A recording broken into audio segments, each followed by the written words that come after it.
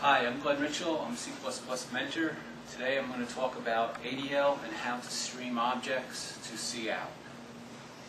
So first thing I want to just talk about quickly is my mentoring. I typically go through these sheets. I have 65 sheets of about 10 points each, and I usually go over 1 or 2 sheets per mentoring session.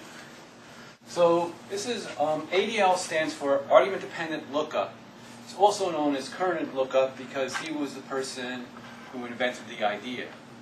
So this is a very important concept to know in C++, but most people don't know it and they get confused when things start going wrong. And so one of the things that I want to teach you is when you're want to stream something out to cout, and you want the object that you're streaming out to be able to print its internals in a nice way to see it instead of having to go and get all the data and then stream it out. And so that's what I'm going to show you. So here's an example of streaming an object out. So just say this object warrior comes from the class warrior with a capital W. And now what I want to do is I want to stream this to cout, and inside of here it's going to print its own internal state, so you don't have to go through the effort of trying to print out, which would be useful to understand what is in warrior, especially when you're debugging something. If you look at this here, there's 2 operators here. This is operator less than, operator less than. This is sometimes called the insertion operator. And so what happens with argument-dependent lookup is it looks at the namespace of an argument. So for this operator here, this is the argument. So it looks at the namespace that this came from. In this case, it's std. So it's going to call the operator, the less than operator from std, the standard namespace. And when it looks here, if you do this mechanism correctly, when it looks at this argument, you're going to have this argument is going to be of type in some other namespace. So when it sees that this is in this other namespace, it's going to call your insertion operator from that namespace, which is now allow this operator here, your version of it, to print out the pieces here that you want to be printed. Okay, so this statement here is where I'm going to take an object of type warrior, and this is lowercase, where this is the object. The class it came from would typically be called warrior with a capital W.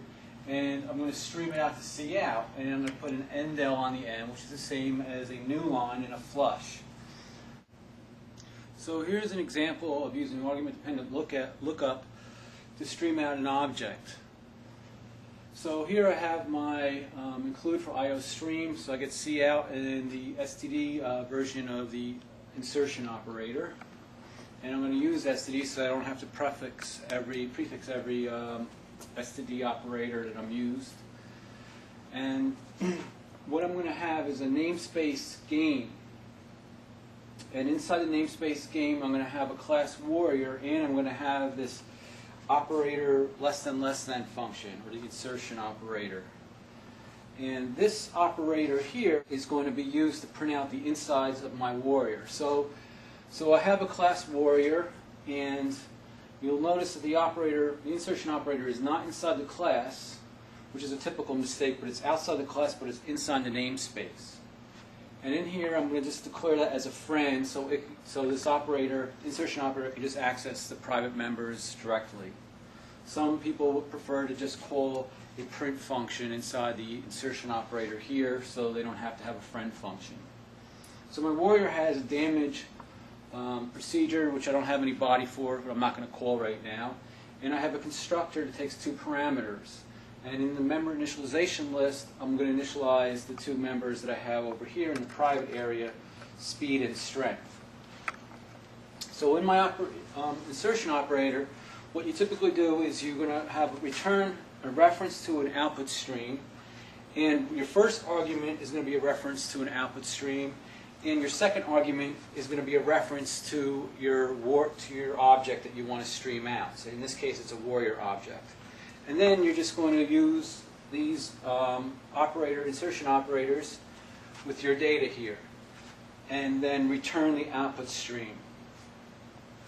In the main program, I'm going to create a warrior. I'm going to pass 10 and 9 as the parameters to the constructor. And then I'm just going to stream out my warrior. And then I'm just going to return 0, so it's valid C++. And what will happen is this stream operator is going to be called instead of the standard library's insertion operator. And the way that works is that when this operator is called, it looks at its argument and it sees warrior, and warrior happens to be in this game namespace. So the first place it's going to look for the operator less than is in the game namespace, and it finds this operator. So it calls this. So that's how it should, the argument-dependent lookup works, is it's going to go and look at the argument to a function, look in that namespace where that argument's defined, and then it's going to, or declared, and then it's going to call that argument. And so what this allows you is when you're writing code that's going to stream out, you can design the class and its stream operator so it knows how to print itself, its internals out nicely, so for debugging or logging. And then once you have that, you can just stream it out to cout. So that's how, that's a nice way of using argument-dependent lookup, and it's a good way to see how this is also used in other areas where you have the operator or the function is called depending on the namespace of the argument.